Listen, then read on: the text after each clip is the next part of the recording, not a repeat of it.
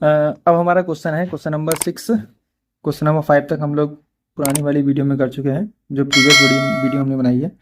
अब देखते हैं जरा क्वेश्चन नंबर 6 में हमारे पास क्या है कि if 1, 2, 4, y, x, 6 and 3, 5 are the vertexes of parallelogram taken in the order, find the x and y. हमें एक्स और वाई को फाइंड आउट करने हैं और इसी ऑर्डर में हमें लेना है इसको, मतलब ये ए है, बी है, सी, ये डी। ठीक है, ए बी सी डी हमारे पास दे रखे हैं और इसी फॉर्म में हमको लेके चलना है और हमें क्या करना है, एक्स और वाई की वैल्यू फाइंड आउट करनी है। ठीक है, फिर एक पैरेललोग्राम बनाते हैं सबसे पहले तो। आई होप क्वेश्चन दिख जाए। क्वेश्चन नंबर 6, ठीक है आ गया। हाँ सही है। तो कुछ इस टाइप का होगा, रफली बनाते हैं, ज़्यादा कुछ ऐसा नहीं है। ठीक है, पैरेललोग्राम जैसा नहीं दिख रहा है ये, पर पैरेललोग्राम ही है। ठीक है, ये हो गया ए, बी, सी एंड डी। ठीक, अब अच्छे से बना लेना इसको, ये थोड़ा इसी शेप में रहता है। ए की वैल्यू कितनी होगी हमारे पास, 1, 2, और बी की हो गई 4, y, और सी की हो गई x, 3, सॉरी 6, और ये हो गया 3, 5। पैरेललोग्राम की एक बात हमने आपको बताई थी कि इसके जो रेशियोज होते हैं इक्वल नहीं होते हैं, लेकिन एक बात ये है कि ये जो जहाँ इंटरसेक्ट करते हैं वो इक्वल इंटरसेक्ट करते हैं, मतलब ये और ये इक्वल होगा और ये आपस में इक्वल होगा। मतलब हम ये कह सकते हैं कि जो ए सी का मिड पॉइंट है और जो बी डी का मिड पॉइंट है वो सेम रहेगा। ठीक है, तो हम क्या करेंगे, एक बार ए सी से मिड पॉइंट निकाल लेते हैं और एक बार बी डी से मिड पॉइंट निकाल लेते हैं, फिर हमारा जो आंसर है वो जहाँ तक है आ जाएगा इसका। ठीक है, इसको हल्का सा जूम करते हैं। ठीक, तो हमारा जो पॉइंट है वो हमने ले लिया है। तो हाँ, यहाँ लिखते हैं मिड पॉइंट ऑफ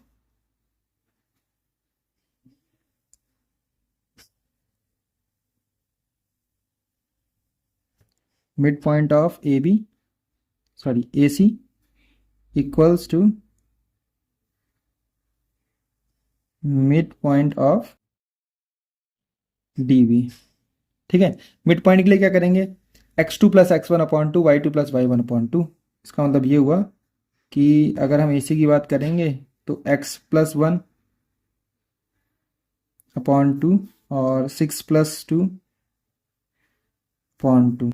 सही है, इसकी बात करेंगे तो 4+3/2 आ गया, और y+5/2 आ गया। सही है, कितना हो गया ये तो ऐसे ही रहेगा, x+1/2, ये हो जाएगा 8 मीन्स 4 इक्वल्स टू 7/2, और ये ऐसे ही रहेगा। अब x वाले जो होंगे वो x के इक्वल हो जाएंगे और जो y वाले होंगे वो y के इक्वल हो जाएंगे। तो x+1/2 इक्वल्स टू 7/2।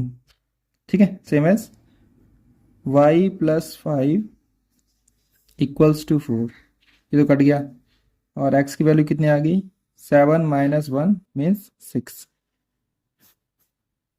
इधर कितना हो गया, y+5 equals to 4×2 = 8 and y equals to 8 - 5, ये वैल्यू निकल के आ गई 3। ठीक है, तो x और y की जो वैल्यू फाइंड आउट करने के लिए बोला था वो हमने फाइंड आउट कर दी है। ठीक, ठीक हो गया। तो इस तरह से हमारे पास x और y की जो वैल्यू थी वो हमने निकाल दी। क्वेश्चन नंबर 6 हमारे पास यहाँ पूरा हो गया है। अब चलते हैं हम लोग क्वेश्चन नंबर 7 की तरफ। किस क्वेश्चन नंबर 7 हमसे क्या कह रहा है, क्या लिखा है इसके अंदर कि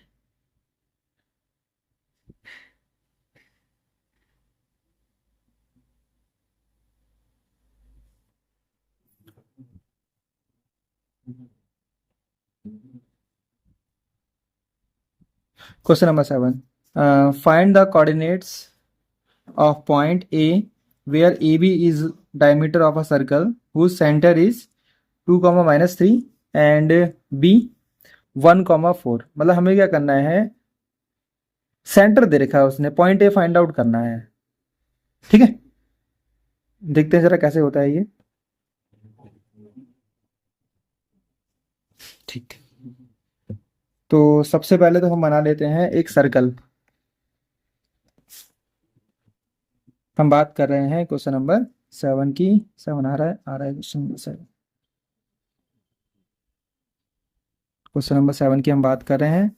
एक सर्कल है हमारे पास और ये उसका डायमीटर हो गया, ये इसका सेंटर हो गया और इसने हमें सेंटर ही दे रखा है 2, और पॉइंट बी दे रखा है 1,4। पॉइंट ए हमें निकालना है। ए के लिए कितना हो गया x, y। देखो अगर सेक्शन फॉर्मूला लगाएं तब भी लग सकता है इसके अंदर, क्योंकि इसका रेशियो कितना होगा, 1:1 ही तो होगा। जितना यहाँ होता है उतना यही होता है। डायमीटर की बात तो यही होती है। ये जो रेडियस होती है वो क्या होती है, आपस में इक्वल होती हैं। तो हम ये चीज का यूज करके इसको सीधे देखते हैं कि ये मिड पॉइंट ही हुआ है इसका, है ना। अगर ये इसका मिड पॉइंट है तो हम डायरेक्ट इसमें मिड पॉइंट लगा सकते हैं, equals to x2 plus x1/2 and y2 plus y1/2। याद रखना इसको लेते हैं हम ब्रैकेट में, हमेशा से ब्रैकेट में लेंगे क्योंकि ये कोऑर्डिनेट्स हैं। वैसे ऐसा कुछ नहीं है कि इसको ऐसे ही छोड़ दें, उसको कोऑर्डिनेट को हमेशा ब्रैकेट में ही लेना है हमें। 4 प्लस y/2 इक्वल्स टू -3। ये उधर चला जाएगा तो 4 हो जाएगा। 1 plus x equals to 4 and x equals to 4 - 1 means x की वैल्यू अपने पास आ गई 3। ठीक है। सेम यहाँ पर y plus 4, sorry 4 plus y और 3 2 6 and y equals to -6 -4 and y की वैल्यू कितनी होगी -10। तो जो कोऑर्डिनेट हो गए पॉइंट ए के वो हमारे पास हो गए,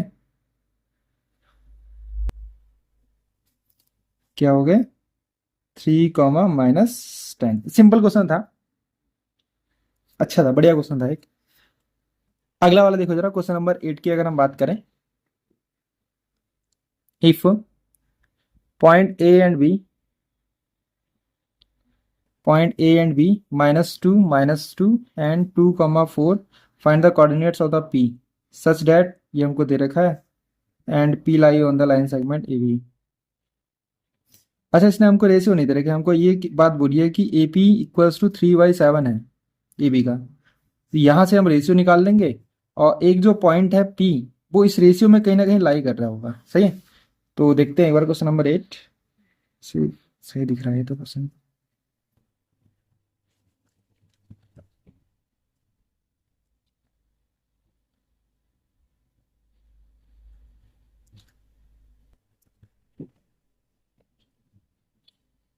क्वेश्चन नंबर 8। ठीक है।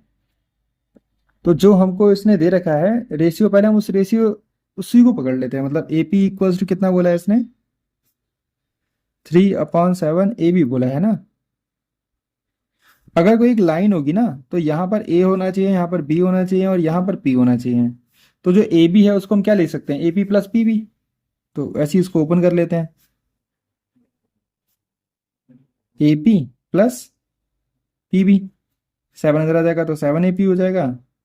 अंदर मल्टीप्लाई करेंगे तो 3 AP plus 3 PB। AP AP एक साइड कर दिया तो 7 AP माइनस का 3 AP equals to 3 PB। 4 AP equals to 3 PB। और AP अपॉन PB कितना आ गया हमारे पास, AP के साथ वाला नीचे जाएगा, यहाँ 4 और यहाँ 3। तो AP रेशियो PB कितना हो गया 3/4। मतलब AP यहाँ पे आ गया 3 और यहाँ पर आ गया 4। अब चलो इतना तो हो गया। इसके बाद हमें क्या निकालना था, find the coordinate of P। इसका हमें कोऑर्डिनेट निकालना है P का। तो यहाँ पर हम लोग लगाएंगे सेक्शन फॉर्मूला और हमारा आंसर आ जाएगा। सही है। तो A के कोऑर्डिनेट हमको क्या दे रखे हैं इसने, -2, और B के दे रखे हैं इसने 2, -4। सही है। इतना हमको दे रखा तो करने में कोई दिक्कत नहीं है। For point P,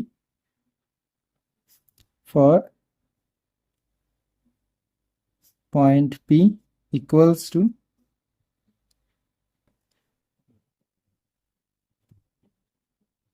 M1 plus M2 होगा नीचे। M1 और M2 कितना हमारे पास 3 और 4 है, तो कितना हो जाएगा 3 + 4 इधर आ जाएगा m1 और इधर आ जाएगा x2 मतलब 2, m2 x1 मतलब माइनस का 2, 3 + 4 m1 मतलब 3 और y2 मतलब माइनस का 4 और m2 मतलब 4 और y2 मतलब माइनस का 2, सॉरी y1, हाँ फॉर्मूले की याद रखना, वहां से लगाते चले जाना। कितना हो गया ये 7 और ये हो गया 6 माइनस का 8, 4 × 3 = 12 और 4 × 2 = 8, ये हो गया माइनस का 2/7 और माइनस का 20/7। तो ये हो गया इसके कोऑर्डिनेट्स जो हमें निकालने थे पॉइंट पी के। अरे सॉरी, ठीक है, यहाँ सॉल्व कर लिया, यहाँ पे हमारा आंसर इसका आ गया है क्वेश्चन नंबर 8 का। तो क्वेश्चन नंबर 8 को हमने ऐसे सॉल्व करा। पहले तो उसका जो रेशियो दे रखा था वहां से उसकी वैल्यू निकाल ली रेशियो की, उसके बाद में तो हमें रेशियो वाला फॉर्मूला लगाना आता ही था, और तो हमने फॉर्मूला लगा दिया, हमारा आंसर आ गया। अब चलते हैं इसके अगले वाले क्वेश्चन पे, जो कि क्वेश्चन रहने वाला है सेकंड लास्ट, क्वेश्चन नंबर 9। ठीक है, अब क्वेश्चन नंबर 9 की तरफ देखते हैं एक बार क्या कहना चाहता है ये। Find the coordinates of points which divide the line segment joining into 4 equal parts. क्या कर रखा है, 4 इक्वल पार्ट्स में इसको डिवाइड कर रखा है। अब जब 4 इक्वल पार्ट्स में डिवाइड कर रखा है तो कोऑर्डिनेट्स हमारे पास क्या रहने वाले हैं इसको देख लेंगे एक बार।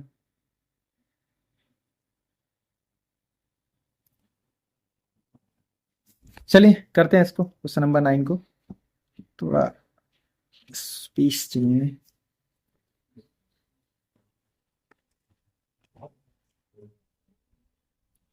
क्वेश्चन नंबर 9 की अगर हम बात करें तो एक बार इसके पॉइंट्स नोट डाउन कर लेते हैं।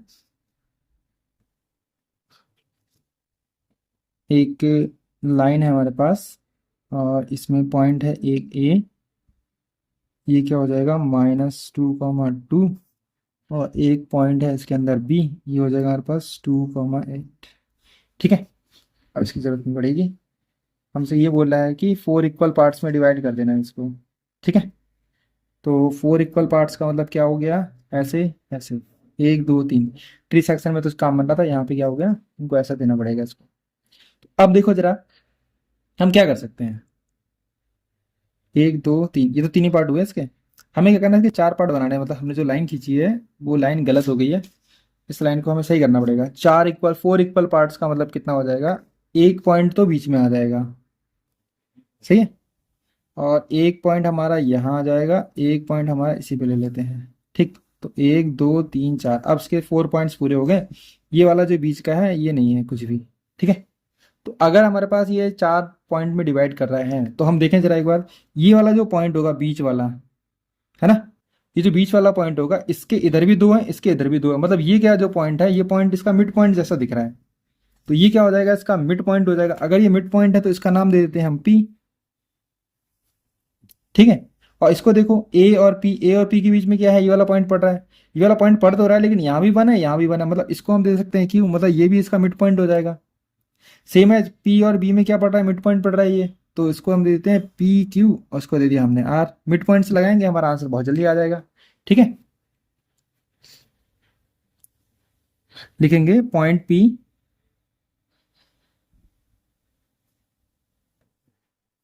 पॉइंट पी, या हम, चलो ठीक है,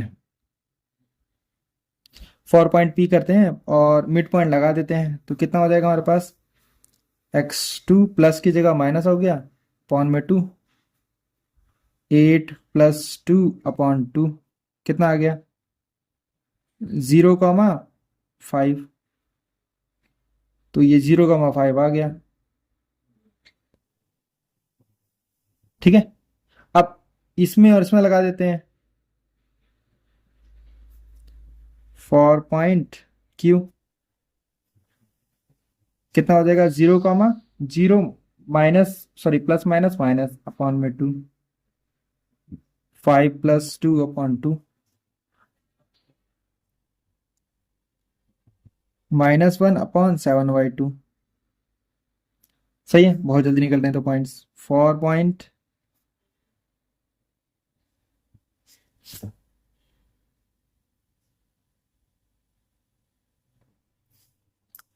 कौन सा पॉइंट? आर। ठीक है, 4 पॉइंट आर। अब अगर हम आर को निकालेंगे तो कितना हो जाएगा? 2+0/2 एंड 8+5, 8+5/2 कितना हो गया ये? 1,13/2। ठीक है, तो इस तरह से हमारे पास जो पॉइंट्स थे सारे निकल के आ गए। पॉइंट पी भी निकाल दिया हमने, क्यू भी निकाल दिया हमने, और आर भी निकाल दिया। तो ये हमारे पास के आंसर्स हमारे पास हो गए। ठीक है, अब इस एक्सरसाइज का बचा है एक लास्ट वाला क्वेश्चन, क्वेश्चन नंबर 10। ठीक, क्या कर रहा है कि find the area of, find the find the area of the rhombus if its vertexes are, ये 4 vertexes taken in the order, इसी ऑर्डर में हमको लेना है एक्स वाई जेड करके। एरिया ऑफ रोम्बस हमको दे देगा प्रोडक्ट ऑफ इट्स डायगोनल्स। हमें क्या करना है? उसका प्रोडक्ट निकालना है डायगोनल्स का, मतलब डायगोनल्स का प्रोडक्ट निकालने के लिए हमें डायगोनल्स चाहिए होंगे। अब डायगोनल्स क्या हो जाएंगे हमारे पास? जो डिस्टेंस निकालेंगे उसका डायगोनल बन जाएगा। एक रोम्बस है, ठीक है, रोम्बस है तो किसी भी शेप में उसको ले लेते हैं। एक मिनट, आ जाऊँ। क्वेश्चन नंबर 10 हमारे पास ये हो गया, और हमें एक रोम्बस चाहिए। तो रोम्बस बना लेते हैं, ऐसे कुछ रेक्टेंगल फॉर्म बना ले, कैसे भी बना लो, हमें तो खाली दिखाना है कि ऐसा कुछ हो रहा है। वैसे हमें पता होना चाहिए कि जो उसका डायगोनल होगा वो ए सी और बी डी ही होने वाला है, तो हमें ए सी और बी डी का ही निकालना होगा। वैसे हम यहाँ मैं शो कर दे रहा हूँ आपके लिए कि थोड़ी सहूलियत हो जाए किस टाइप में लेना है।